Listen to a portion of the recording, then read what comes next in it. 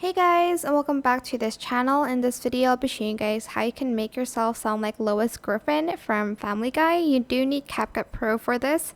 This is what I sound like before the effect. My voice before and after it's muffled.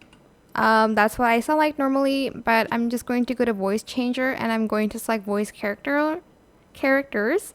Sorry. Scroll down until you find Lois, which is, hold on, where is it?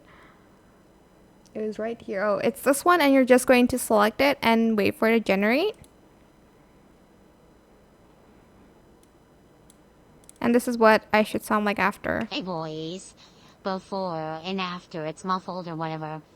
It does sound like Lois Griffin, honestly. It's not super accurate, but I can do a better Lois Griffin impression. I'm just saying, but that's how you can sound like her without like actually making an impression of her or doing like an impression of her. But that is it. I hope this tutorial was helpful for you guys. Don't forget to like, comment, share.